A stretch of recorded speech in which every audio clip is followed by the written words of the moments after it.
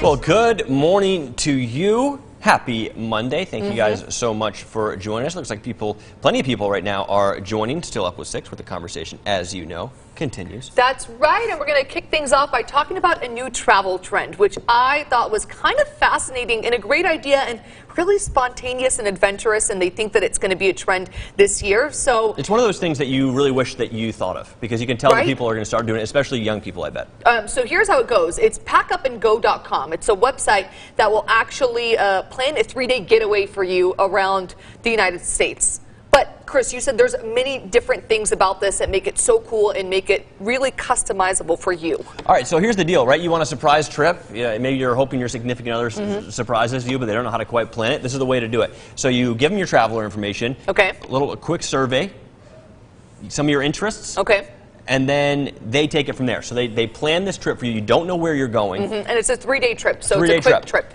A couple days later, you get an email, hey, you might want to pack some hiking boots. You might want to pack a bathing suit.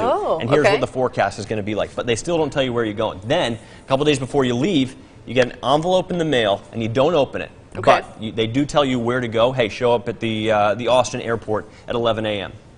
Then, on the way to the airport, you open it up, and you say, you are going to...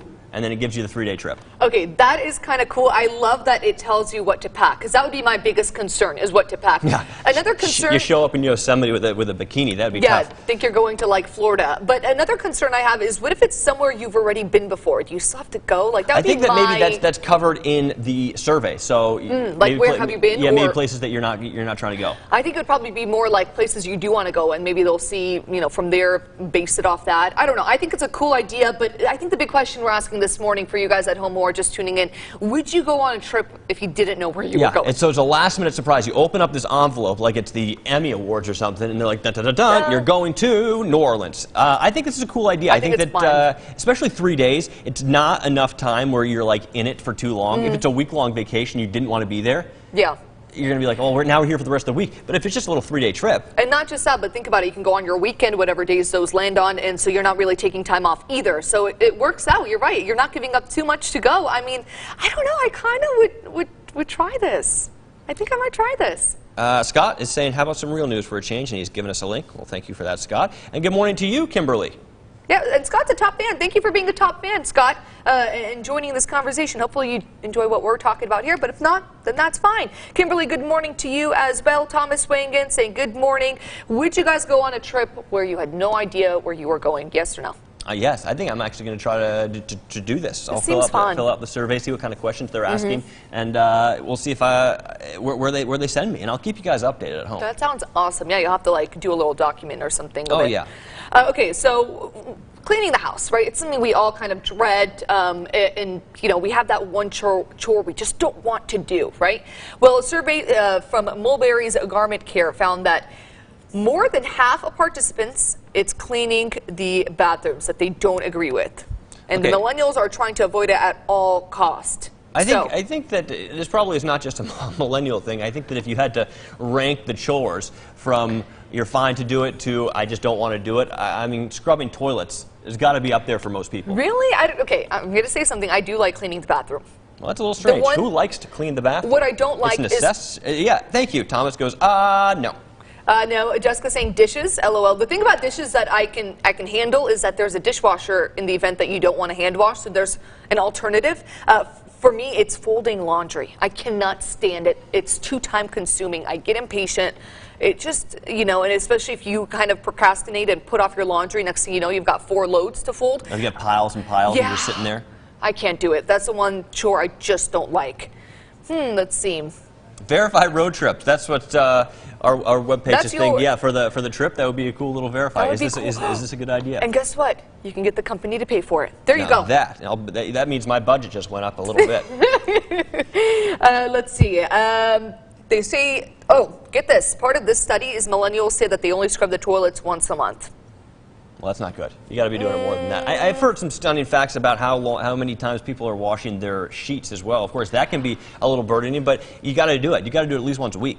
Yeah, I'm once a week sheets. I'm totally with that. And then towels, like after a shower, change it out after a second time. That's another thing I like to do. A messy kitchen. I can't stand a messy kitchen, Kimberly. I totally agree. Clean as you go is my tactic too, but sometimes you get in your own way, and sometimes you clean up ingredients that you needed again, or you put things away and you're like, wait a second, I need to get that back out. Or sometimes you're following a recipe that just requires so many pots and pans and bowls, and you're like, you look around, next thing you know, you've made these tiny little pastries, and it took up the entire kitchen and every dish now you you have. spend the next 2 hours cleaning. So tell us, what is your least favorite chore? What chore do you hate doing around the house? Continuing in and telling us all about it. Let's talk about this next one. I know you're excited about this one. This is something. This will have a lot of people talking, I think, on our Facebook page. So tell us about this these new findings. So a new study found that men are more emotional in the workplace. They're twice as likely to get upset because their ideas were not heard, or because they were criticized. On the flip side, women are more likely than men to cry at work. I can see the crying part. Have you ever cried at work? Yes. See, I've never cried at work, but I don't feel like I'm emotional. I think that if anyone here is the emotional of the two of us, it's certainly got to be you. I'll take credit for that, yeah. You'll take credit for it? Yeah. I mean, I'm going to be honest and truthful. Yeah, I am the more emotional one, but I don't know. I mean, I don't know. Have you ever been emotional because you were feeling criticized, or? I don't think so, and I think that it's surprising to find that men are more emotional in the workplace. I wonder what they base those findings off of. I think it's just maybe initial reaction. Maybe. I'm not too sure, but I can probably say I've seen more women cry in this office than men. I think I've only seen women cry in this office. I think I may have seen a man cry. I don't want to say any names. Oh, wow. I think I might have. Let's see. Kimberly, she's not ashamed. She's owning up to it. All right, and you owned up to it. Kimberly owned up to it. Nothing wrong with it. But you would think that because women are more prone to cry at work, that would mean they're more emotional. But this study says that's not true. I think that's why they're basing it maybe off emotional reaction. You know, like somebody being frustrated because they weren't being heard, and a man just kind of, you know, getting angry or raising his voice maybe, or storming out of the room. I don't know. I'm trying to think about, you know, the workplace we have here and the emotions, and I think that females tend to show more emotion here, in my personal experience, than in maybe other offices. I think that was probably the case. Super Bowl. So we're right around the corner. Of course, we know the 49ers will be taking on the Kansas City Chiefs, and they will be playing come February 2nd, so 2 Sundays. But this is going to be happening in Miami. Fast forward to next year, it's going to be happening at Tampa Bay.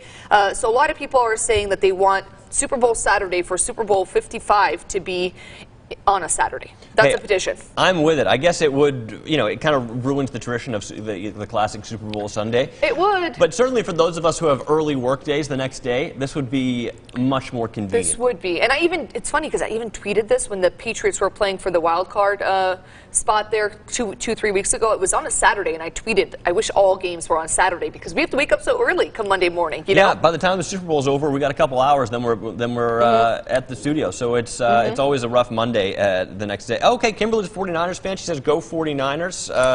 It's gonna be a good showdown. It is. Of the two, who are you rooting for? I think I got to go with the 49ers. I got to go 49ers too. But I think that Super Bowl, I mean, first of all, we know these petitions never go anywhere. It doesn't matter how many people sign things. It's not going to change. And, of course, ratings are huge on Sunday nights. Football on Sunday nights is a tradition unlike any other. But for those of us who do have early morning jobs, selfishly, it would be nice to be on a Saturday. It would be nice, yeah, but I don't think it's going to go anywhere. Like you said, those petitions rarely do. So maybe use one of those coveted sick days.